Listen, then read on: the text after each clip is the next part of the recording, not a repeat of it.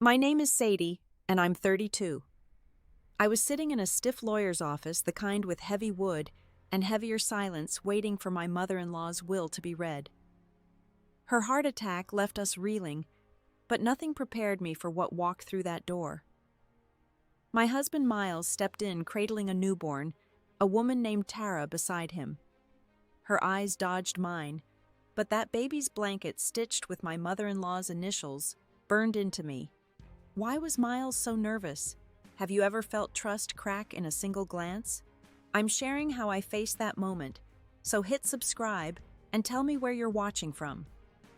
I sat frozen in that lawyer's office, the weight of Miles's entrance with Tara and the baby still pressing against my chest. My name's Sadie, 32, and I'd spent 6 years building a life with a man I thought I knew.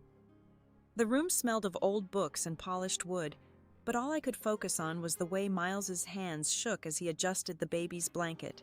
His eyes, usually so steady, darted to the floor, avoiding me like I was a stranger. Around the long mahogany table, his sister Harper sat rigid, her knuckles white against her coffee mug. Felix, their cousin, slouched in his chair, picking at a loose thread on his jacket, while Aunt Marjorie, estranged for years, stared at Tara with a mix of curiosity and scorn. The lawyer, Mr. Grayson, cleared his throat, his glasses slipping down his nose as he opened a thick folder. I gripped my purse, the leather creaking under my fingers, trying to anchor myself. Mr. Grayson's voice was calm, almost too calm, as he began reading the will. Eleanor, my mother-in-law, had left small sums to local charities, her old sedan to Felix, and a few heirlooms to Harper. Each word felt like a formality, something to get through before the real answers came. But then Tara shifted in her seat, her chair scraping softly against the hardwood floor, and every head turned. Her dark hair was pulled back tightly, her face composed, but there was something in the way she held herself, like she was bracing for a storm. Miles glanced at her, then quickly away, his jaw tightening. My stomach twisted. Why was she here? Why was she so comfortable in this room full of family? Harper leaned toward me, her breath warm against my ear. Tara was Mom's nurse, she whispered, her voice sharp but low. Last few months, she was at the house all the time. My heart stuttered. Eleanor's nurse, I'd visited her every Sunday, brought casseroles, sat through her stories about her garden. She'd never mentioned Tara. Not once. I tried to picture it, this woman in Eleanor's home tending to her while I was oblivious. The thought made my skin prickle, like I'd been left out of a secret everyone else shared. I glanced at Miles, hoping for some sign, some reassurance, but he was staring at his hands, his wedding ring glinting under the fluorescent lights. Mr. Grayson paused, flipping a page, and the silence stretched tight. Tara's presence felt like a splinter under my skin, impossible to ignore. I wanted to ask Miles right then, to demand why he'd never mentioned her, why he was holding a baby that wasn't ours. But the words stuck in my throat, heavy and useless. Instead, I watched as Tara adjusted the baby's tiny hat, her movements careful, almost possessive. The baby Lily cooed softly, and the sound cut through the tension like a blade.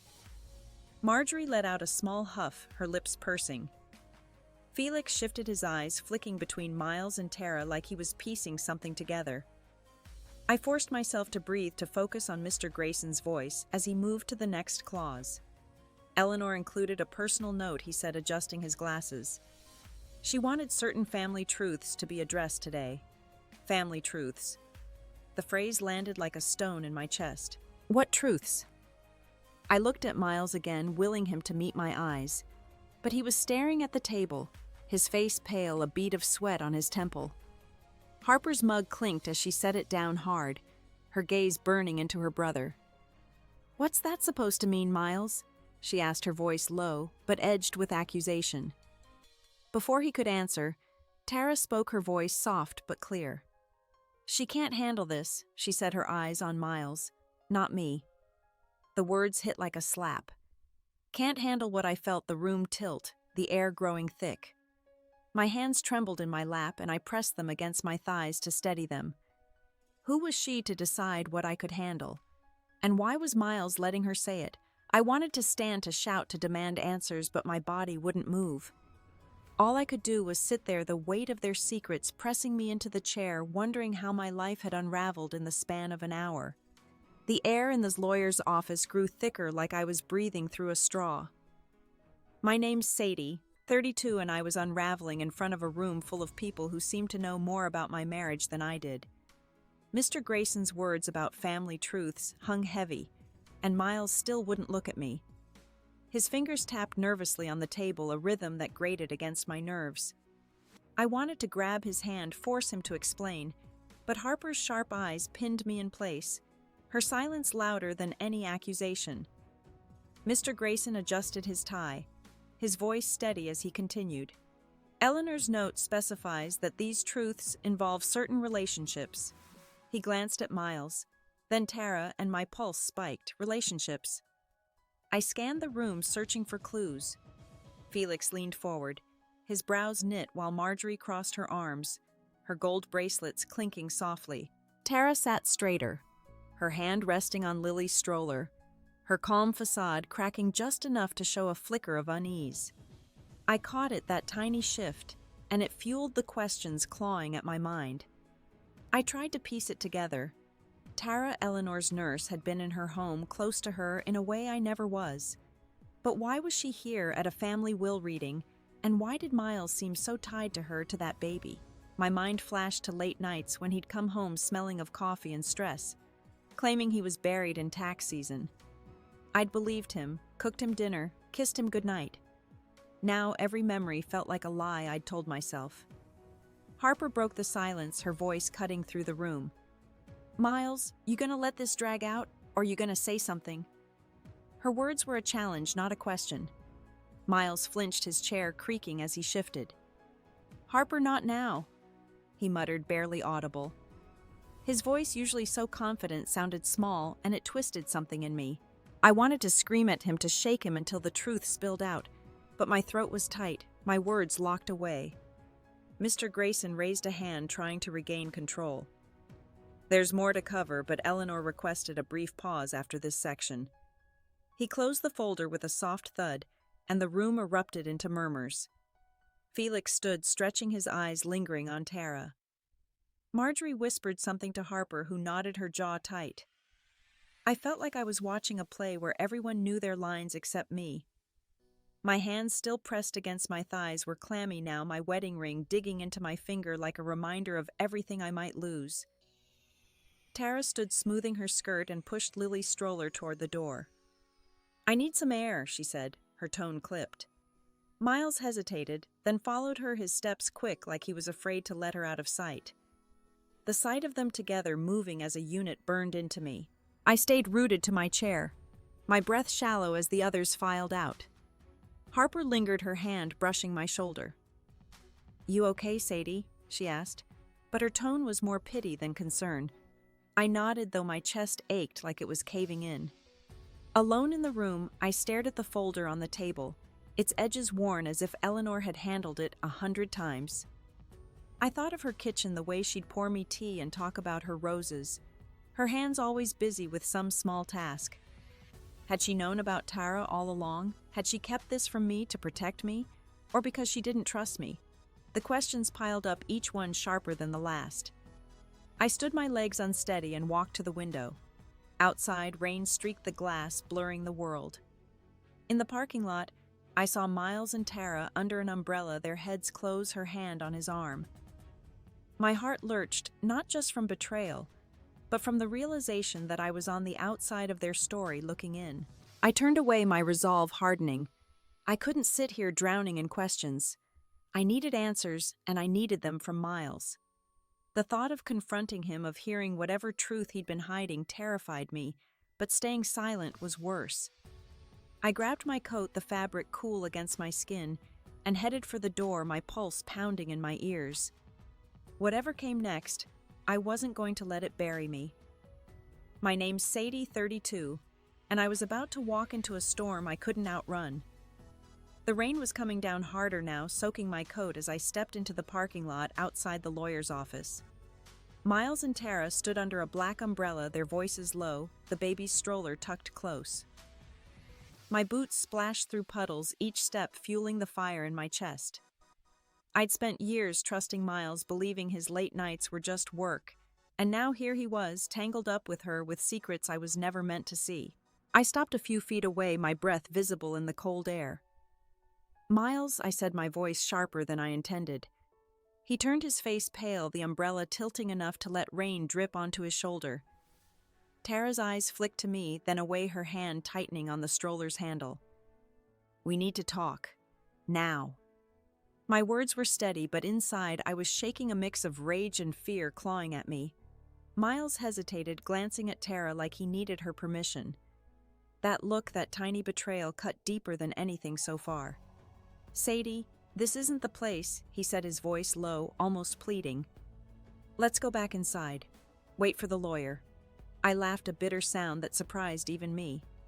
"Wait for what, Miles? For you to explain why you're out here whispering with her, holding a baby that's not ours?"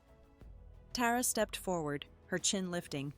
"You're making a scene," she said, her tone calm but edged like she was scolding a child. The nerve of her standing there, acting like I was the problem, made my blood boil.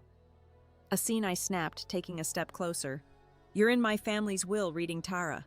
You're standing next to my husband with a kid I've never seen. If anyone's making a scene, it's you." Miles raised a hand like he could stop the collision. "Sadie, please. Lily's not mine. It's complicated." "Okay." His words were rushed, desperate, but they only made the knot in my stomach tighten. Complicated. That was his excuse. I thought of our quiet evenings, the way he'd kiss my forehead before bed, promising we'd start a family soon. Every memory felt tainted now, like I'd been living in a house built on sand. Harper appeared at the edge of the lot, her coat flapping in the wind. "What's going on?" she called, her eyes narrowing as she took in the three of us. She strode over Rain, plastering her hair to her face, and fixed Miles with a look that could have burned through steel. "You're dodging again, aren't you? Mom told me she suspected you were stepping out. She didn't want to break Sadie's heart, but I guess you did that anyway." Her words hit like a punch. Eleanor knew. My mother-in-law, who'd taught me to bake her pecan pie, who'd hugged me at Christmas and called me her daughter, had known Miles was unfaithful and said nothing. The betrayal wasn't just his anymore. It was hers too. My throat burned and I blinked hard against the sting of tears. "Why didn't she tell me?" I asked, my voice cracking. Harper's expression softened, but only for a moment. "She thought you'd leave him. She didn't want to lose you."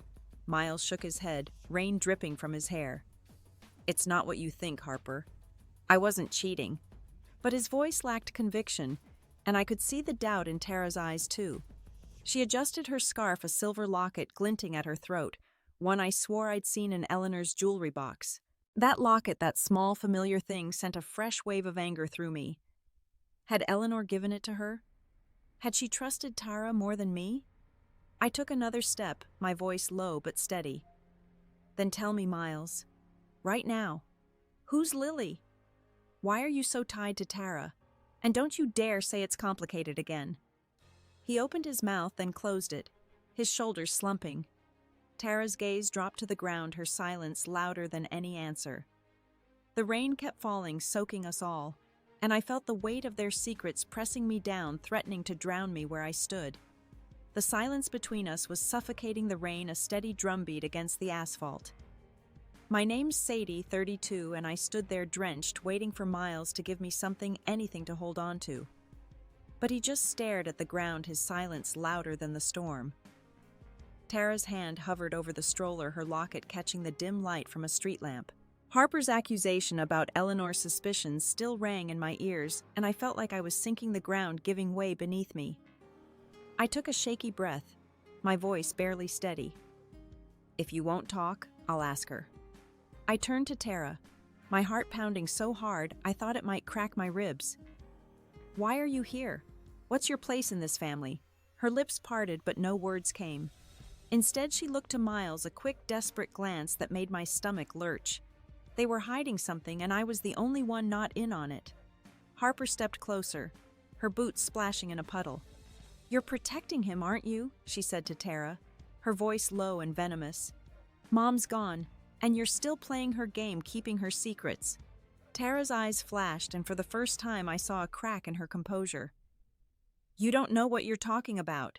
She snapped her hand, tightening on the stroller. Eleanor trusted me. She didn't trust you. The words hit like a slap, not just to Harper, but to me. Trusted her, I thought of Eleanor's warm hugs, the way she'd slip me her old recipe cards, telling me they were for family. Had that all been a lie? Had she been closer to Tara, this stranger, than to me? My mind raced, pulling up memories of her hospital visits, the way she'd smile weakly and say she was fine. I'd believed her, trusted her, just like I'd trusted Miles. Now both of them felt like ghosts I never really knew. Miles finally spoke, his voice rough. Sadie, let's go inside. The lawyer's waiting. He reached for my arm, but I jerked back, the touch burning like a betrayal. Don't, I said, my voice breaking. You don't get to act like this is normal. His hand fell, and for a moment I saw something in his eyes, guilt maybe, or fear. But it wasn't enough. I needed answers, not his pity. Harper turned on him, her face flushed. You used Mom, didn't you? Played on her guilt to get what you wanted. She gestured toward Tara. And now you're dragging her into it too. I froze, the word guilt echoing in my head. What guilt? What had Eleanor done that tied her to Tara, to this baby? My thoughts spiraled, each one darker than the last. Had Miles known all along? Had he been part of some plan, some secret that left me on the outside? Tara's voice cut through, sharp and defensive. You're all so quick to judge. You don't know what she went through, what she carried. She looked at me, then her eyes hard but wet, like she was fighting tears. You think you're the only one hurting Sadie? You don't know the half of it.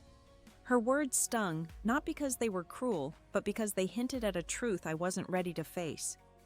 What didn't I know? What had Eleanor hidden that was tearing us apart? I wanted to scream, to demand they stop talking in riddles, but my voice was gone, swallowed by the weight of it all. The rain soaked through my coat, chilling my skin, but I barely felt it. My world was shrinking to this moment, to the stroller, the locket, the lies. Back at the office, Mr. Grayson was waiting with Eleanor's letter, the one about hidden children and family truths. I could feel its pull like a tide, dragging me towards something I wasn't sure I could survive. Miles took a step toward Tara, his hand brushing her shoulder, and that small gesture broke something in me. I turned, my boots heavy in the mud, and walked back to the office, my heart a bruise that pulsed with every step. My name's Sadie, 32, and I was about to face a truth that would break me open. The lawyer's office felt smaller now, the air stale as I pushed through the door, my wet boots squeaking on the hardwood. Mr. Grayson looked up, his pen pausing over the folder. Harper trailed behind me, her breath uneven, while Felix and Marjorie settled back into their chairs, their faces tight with expectation. Miles and Tara hadn't returned yet, but I couldn't wait. I needed answers, and Eleanor's letter was the only thing left to give them. Mr. Grayson's voice was measured as he opened the folder again. Eleanor left specific instructions for this moment, he said, pulling out a sealed envelope, its edges yellowed. My heart thudded against my ribs, each beat loud enough to drown out the rain tapping the windows. The envelope had my name scrawled in Eleanor's careful handwriting, and something about it, her familiar cursive. The faint smudge of ink made my throat tighten. I reached for it, my fingers trembling, but Mr. Grayson held up a hand. She asked that I read it first to the family. I nodded, though every instinct screamed to snatch it and run. Harper sat beside me, her knee brushing mine, a small anchor in the chaos. Felix leaned forward, his elbows on the table, while Marjorie's bracelets clinked as she crossed her arms, her eyes sharp. Mr. Grayson slit the envelope with a letter opener, the sound slicing through the quiet. He unfolded the pages, cleared his throat, and began. To my family, and especially to Sadie, who deserves the truth more than anyone. The words hit like a stone dropping into still water. Deserves the truth. I gripped the edge of my chair, the wood cool under my palms, bracing for whatever came next. Eleanor's voice seemed to fill the room through Mr. Grayson's steady reading. I've carried a secret for decades, one that shaped our family in ways you'll never fully know. Tara is my daughter, born from a mistake I made long before I married your father. A gasp rippled through the room, Harper's the loudest, her hand flying to her mouth. My mind reeled, the pieces snapping together too fast to process. Tara, her daughter Miles's half-sister, Mr. Grayson, kept reading his voice unwavering. I gave her up as a baby, but I found her again years later. I kept her close as my nurse to make up for lost time, but I never told you, Sadie, because I feared it would hurt you. Hurt me. The words burned not because they were cruel, but because they were true. I thought of Eleanor's late-night calls, her vague warnings about trust, and realized she'd been trying to prepare me in her own broken way. My chest ached, a mix of love and betrayal twisting together until I couldn't tell them apart. Harper's voice broke the silence, shaky but fierce. You knew this, didn't you, Felix? You always hinted Mom had favorites. Felix shook his head, his face pale. I suspected she was hiding something, but not this. Marjorie scoffed, her voice bitter. Always playing the Saint Eleanor. Even now she's controlling us from the grave. Their words swirled around me, but I barely heard them. My mind was stuck on Tara, on the locket, the stroller, the way she'd stood so close to Miles. If she was Eleanor's daughter, why was he so entangled with her? Mr. Grayson turned the page, and his tone shifted heavier now. There's more. I left a diary locked in my sewing room for Sadie alone. It holds the rest of the story, including why I made the choices I did for Tara and Lily. My breath caught. A diary, for me. The idea of Eleanor entrusting me with her deepest secrets felt like a lifeline and a weight all at once. I pictured her sewing room, the quilt she'd made me draped over her chair, and wondered what truths were hidden there, waiting to tear me apart. The door creaked open and Miles stepped in, Tara behind him, Lily asleep in her arms. Their faces froze as they saw the open envelope, the tension in the room. I locked eyes with Miles, searching for something, regret, love. Anything, but all I saw was fear. Eleanor's words echoed in my head, and I knew whatever was in that diary, it would change everything. My name's Sadie, 32, and the lawyer's office was a pressure cooker ready to burst. Miles stood frozen by the door, Tara clutching Lily, their eyes wide as Mr. Grayson's words about Eleanor's secret daughter sank in. I felt the room spin, my pulse a hammer in my throat. The letter lay open, its truth raw and bleeding, but I needed more.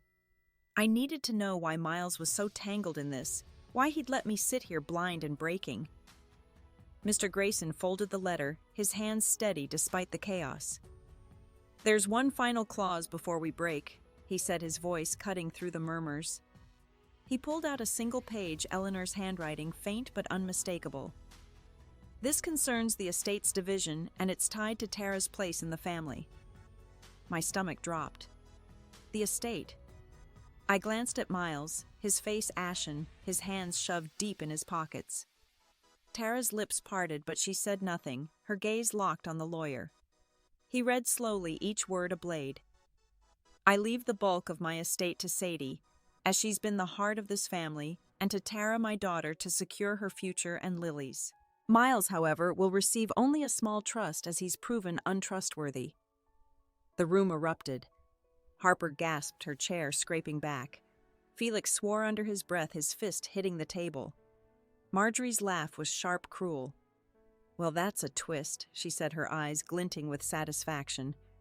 I couldn't breathe. Untrustworthy, my mind raced, snagging on Eleanor's choice to favor me and Tara over her own son. Why? What had Miles done? I turned to him, my voice barely a whisper. What did you do? He flinched, his mouth opening, then closing like a fish, gasping for air. Tara stepped forward, her voice low but fierce. This isn't fair, Sadie. You don't know what he's been through, what we've all been through. Her defense of him after everything was a gut punch. Harper rounded on Miles, her voice shaking with rage.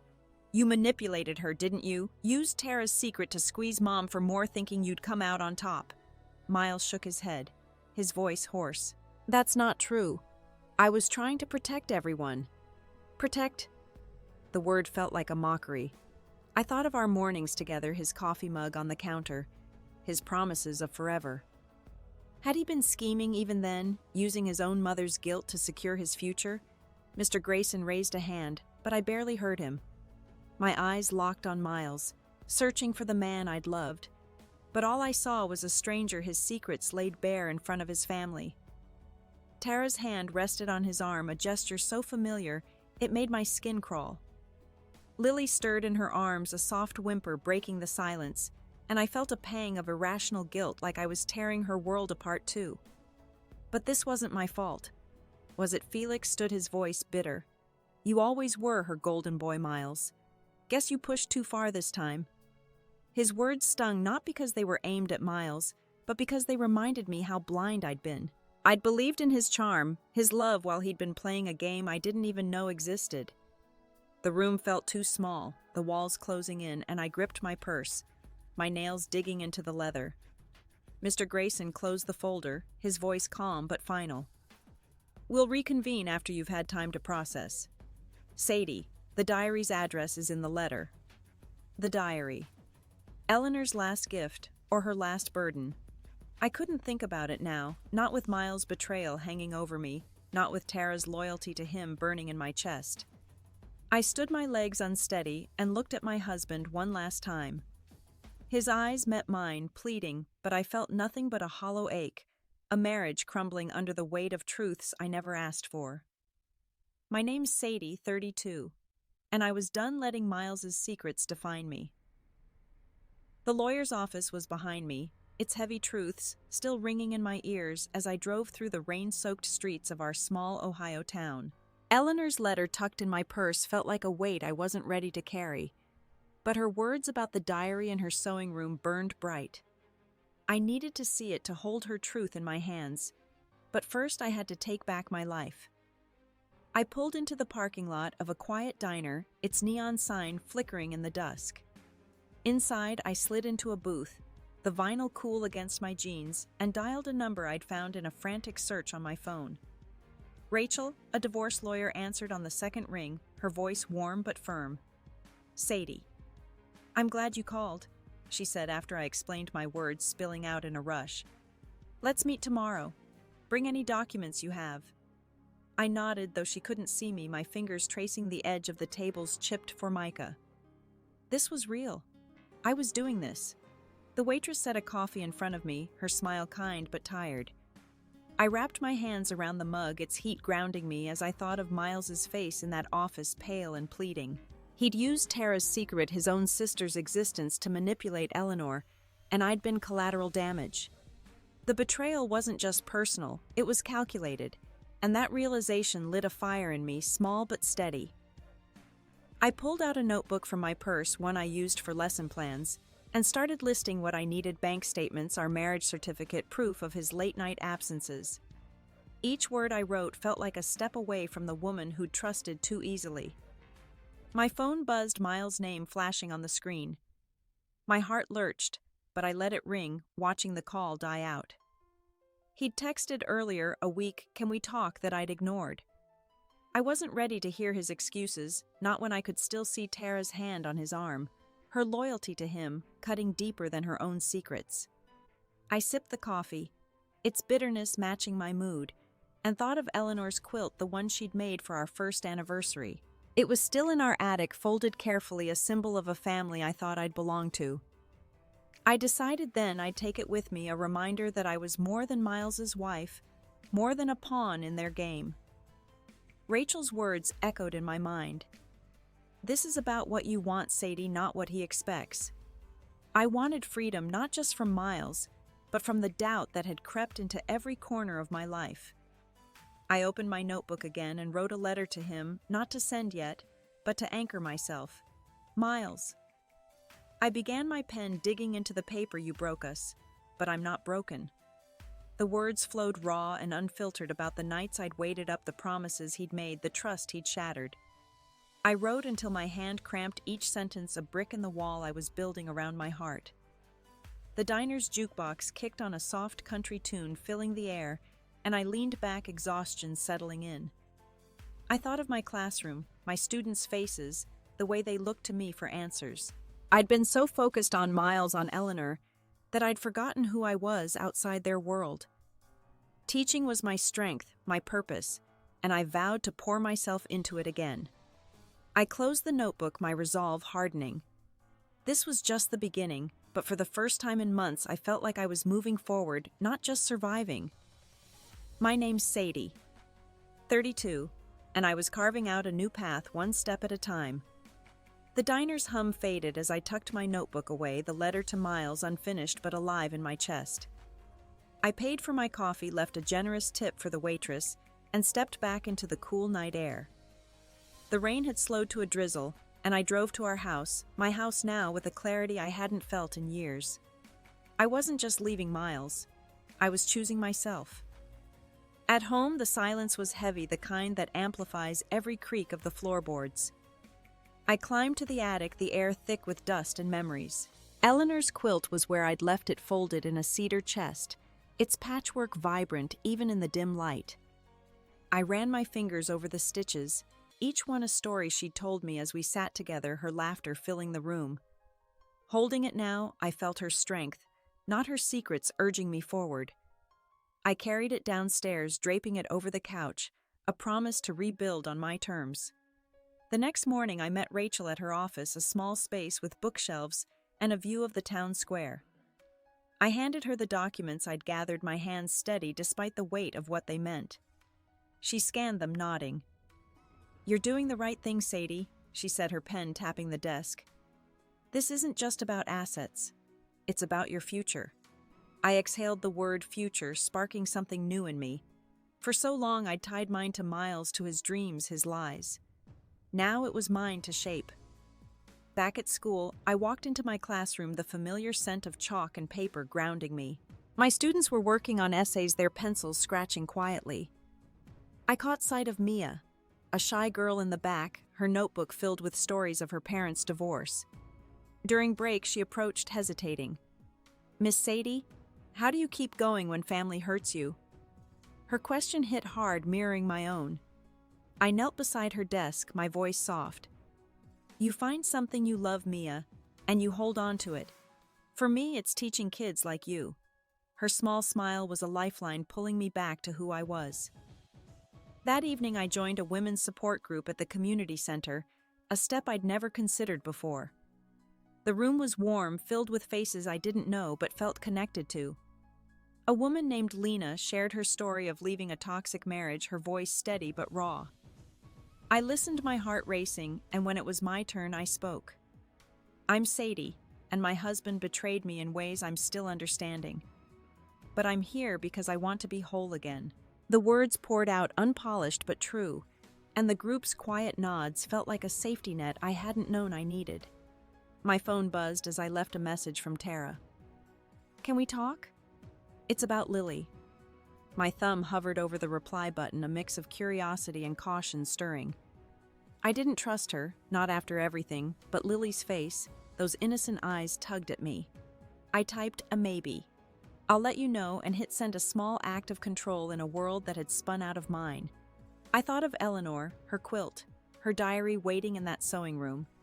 Whatever Tara wanted, it could wait. I was building something new, and no one was going to pull me back. At home, I stood in the living room, the quilt soft under my fingers. I didn't need to shout or burn Miles's things to prove my strength. Instead, I walked to the mailbox, the letter to him folded in my hand. I slipped it inside, addressed to his office, and closed the flap with a quiet click. It wasn't about him anymore. It was about me letting go. I looked up at the stars bright against the clear night sky and felt a stillness settle in my bones, a strength that didn't need words. My name's Sadie, 32, and I was learning what it meant to stand on my own. The letter I'd mailed to Miles felt like a door I'd closed, but the weight of my choices lingered heavy as the morning fog outside my window. I'd agreed to meet Tara at a park near the library, a neutral place where the world felt less like it was judging me. As I parked my hands tight on the steering wheel, I wondered if I was ready to face her, to hear whatever she wanted to say about Lily. The park was quiet, the swings creaking in a light breeze. Tara sat on a bench, Lily's stroller beside her, the baby's tiny shoes peeking out from a blanket. Tara looked up as I approached, her face softer than I'd ever seen it, her eyes red-rimmed. "Thanks for coming," she said, her voice low, almost fragile. I nodded, settling on the bench's edge, keeping space between us. The air smelled of damp grass, and I focused on that, trying to steady the churn in my chest. She fidgeted with her scarf, then met my gaze. I know you hate me, Sadie, and I don't blame you. But Lily deserves to know Eleanor's love, even if it's just through stories.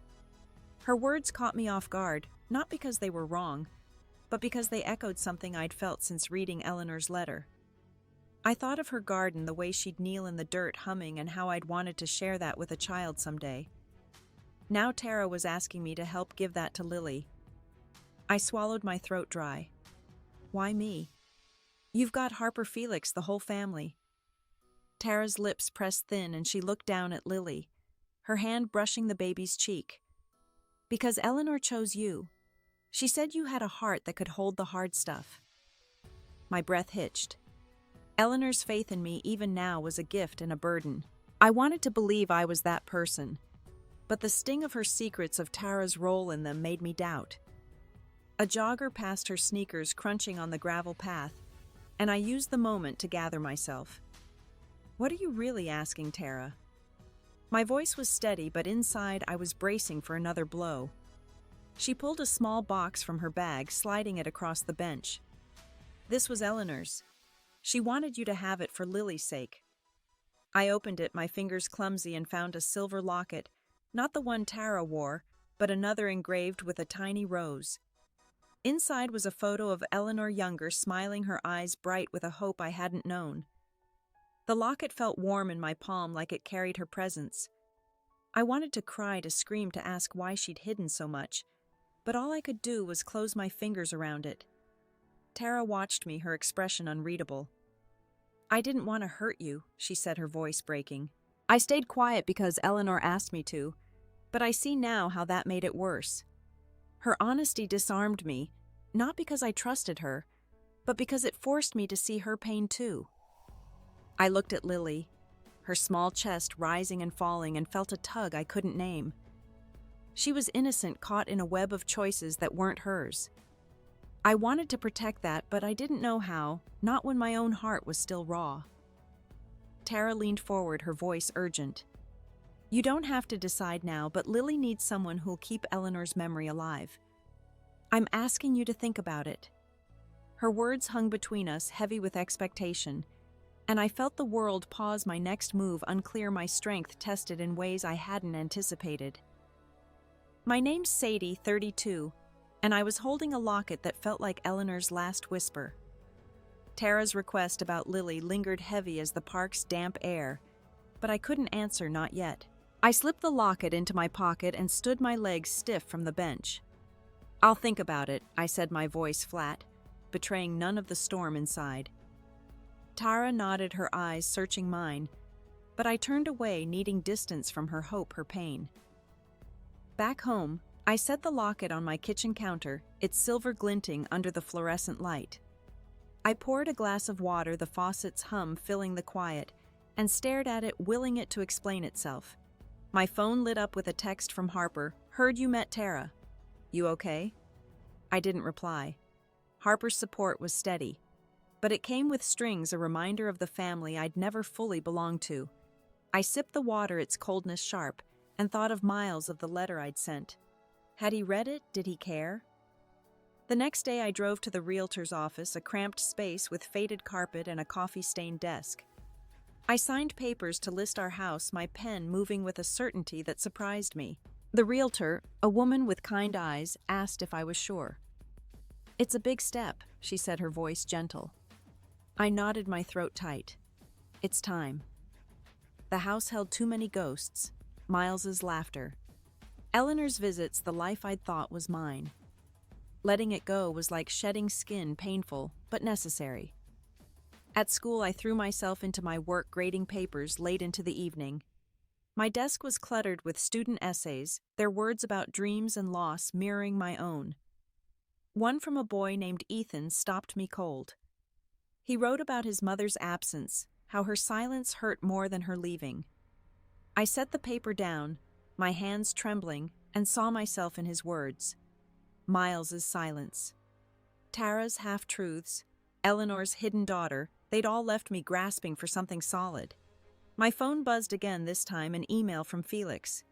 Sadie Mom would have wanted us to fix this. Tara's struggling. Can you talk to her again? I deleted it, my jaw tight. Felix meant well, but his words felt like another weight, another expectation I didn't ask for.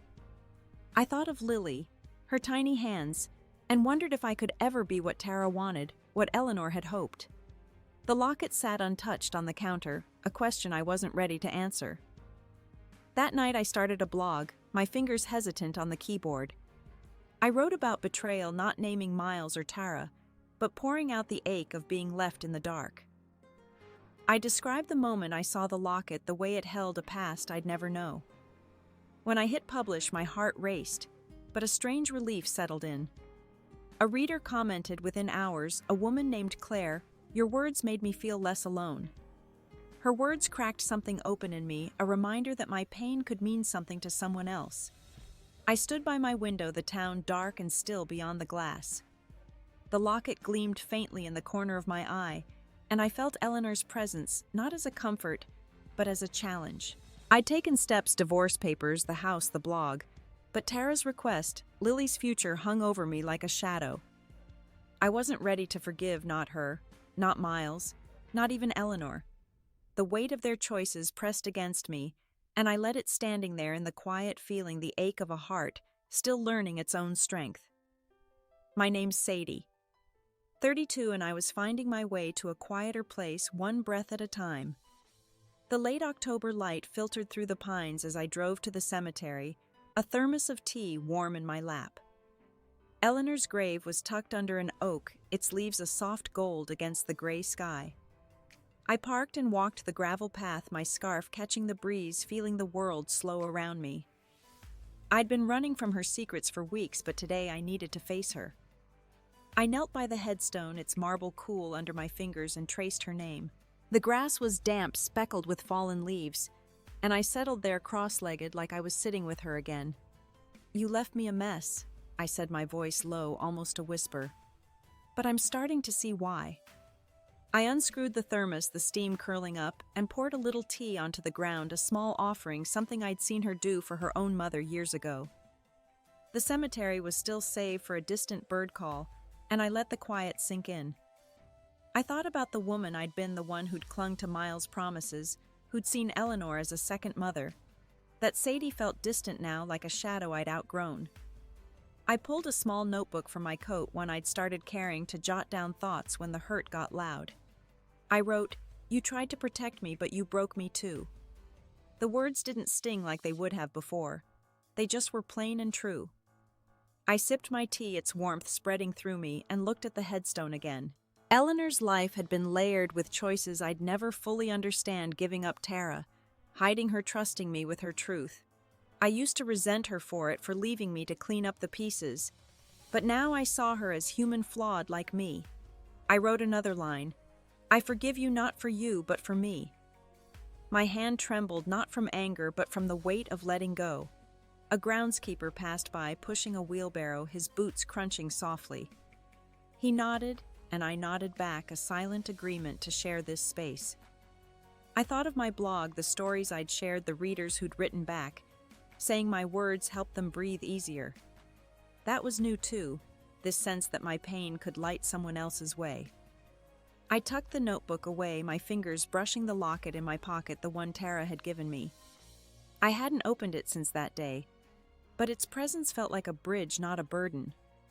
I stood brushing dirt from my jeans and looked at the oak, its branches swaying gently. I didn't have all the answers about Tara, Lily, or what came next, but I didn't need them today. I was here whole in a way I hadn't been, and that was enough. I poured the rest of the tea onto the ground, watching it soak into the earth, and felt my shoulders loosen, my breath steady, as if the world was finally giving me room to be. My name's Sadie, 32, and I was learning to carry my own weight lighter now under that oak at Eleanor's grave. The cemetery's quiet wrapped around me, and I walked back to my car, the gravel soft under my boots. My phone buzzed in my pocket, a message from Harper. "Lily's birthday is Saturday. Come if you want." I paused, the invitation hanging there, not a demand, but a door left open. I slipped the phone away, not ready to answer, but grateful for the choice. At home, I lit a candle, its glow flickering across the living room. The house felt different now, less like a cage of old promises. I sat on the floor, Eleanor's quilt spread out, and opened the locket from Tara. The photo inside Eleanor's young smile didn't hurt anymore. It just was a piece of her I could hold without breaking. I set it on the coffee table next to a mug of chamomile tea and let the stillness settle. I thought of my students, their faces bright with questions, and how I'd started reading their stories aloud in class, watching their pride bloom. Yesterday, Mia had hugged me after school, her small arms fierce, saying, "You make it okay to be sad." Her words stayed with me, a reminder that healing wasn't just for me, but for those I touched. I pulled out my laptop, the screen's light soft, and added a new blog post, not about betrayal this time, but about finding light in small moments like a child's trust or a candle's glow.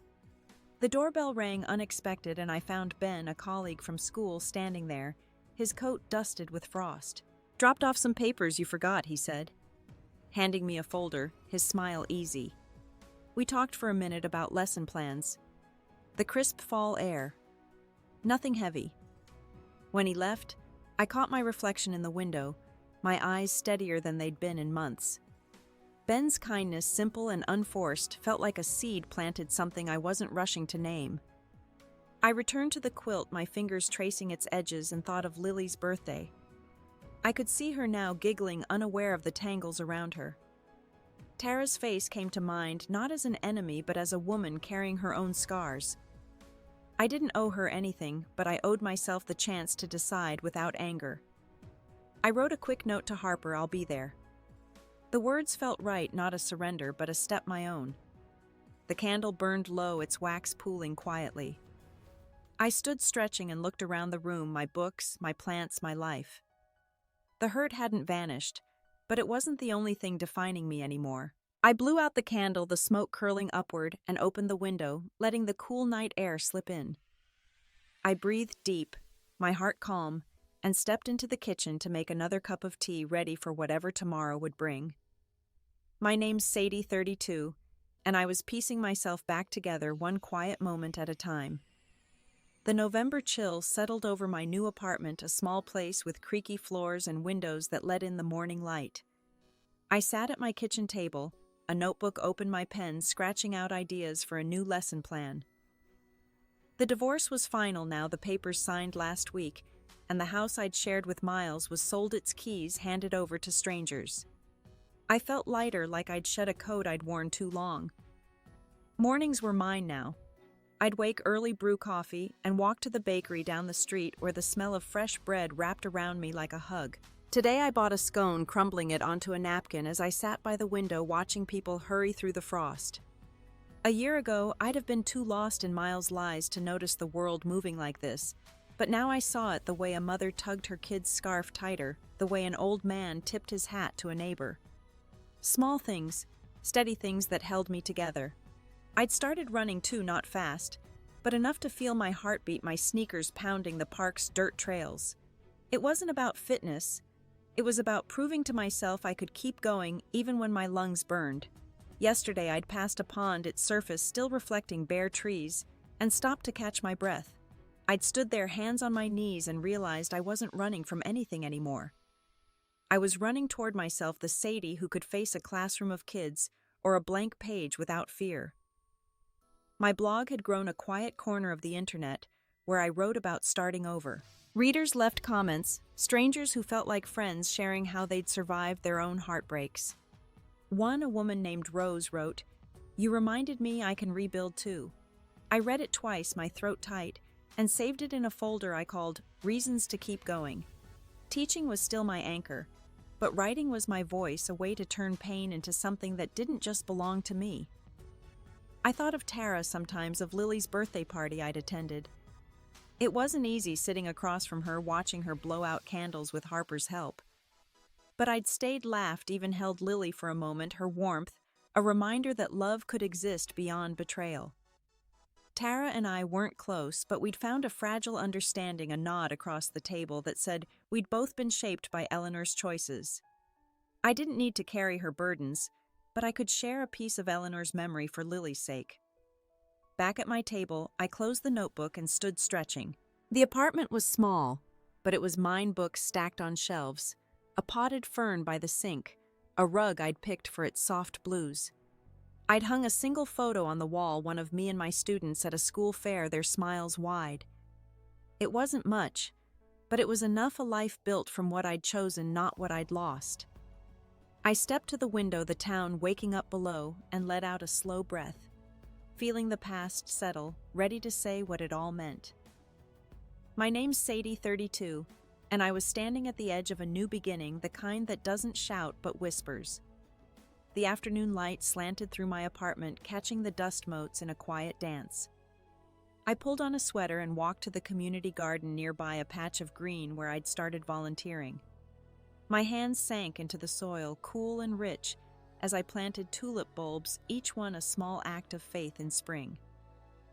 The work grounded me, the earth forgiving in a way people rarely are. I thought about Miles, not with anger now, but with a distant clarity. He'd sent a letter after the divorce, a short note apologizing, asking for a chance to explain. I read it once, then tucked it away in a drawer. I didn't need his words to move forward. I'd found my own. Forgiveness wasn't about him, it was about me, about letting go of the weight I'd carried for too long. I pressed another bulb into the dirt, covering it gently, and felt that release like a knot untying itself. The garden was busy today. Kids from the neighborhood running through, their laughter sharp and bright. I watched a girl, maybe 7, braid dandelions into a crown, her focus absolute. She reminded me of myself at that age, before I learned to doubt my worth. I'd spent so long chasing approval, Miles's love, Eleanor's trust, that I'd forgotten how to trust myself. Now kneeling here, my jeans stained with soil, I knew I was enough. Not perfect, not unbroken, but enough. I thought of Eleanor too, her choices and her silences. I didn't agree with them, but I understood them better now. She'd tried to protect what she loved, even if it meant hurting others. I could carry her memory without carrying her mistakes. Tara and I had started planning a small memorial for her, a bench in this garden with a plaque, something simple to honor her without hiding her flaws. It felt right away to let Lily grow up knowing her grandmother's heart, not just her secrets. Back home, I opened my laptop, the screen glowing in the dim room. I wrote a final blog post, not about the will reading or the betrayal, but about what came after. I wrote about the garden, the bulbs, the kids' laughter, and how healing isn't a finish line, but a daily choice. You don't erase the past, I typed, but you can build something new beside it. I hit publish, my chest light, knowing someone out there might read it and feel less alone. The lesson I'd learned wasn't loud or grand. It was about choosing yourself, not out of anger, but out of quiet conviction. It was about seeing the cracks in your story and still finding beauty in the whole. I'd been broken open, but in that breaking I'd found a strength I didn't know. I had a life I could love without needing anyone else to complete it. What's the moment that made you choose yourself? I'd love to hear your story in the comments to know what helped you keep going. If this resonates, please like and subscribe. It means the world to keep sharing these stories. And if you feel moved, share this with someone who might need it. Thank you for being here, for listening, and for carrying your own light. Here's to healing, one step at a time.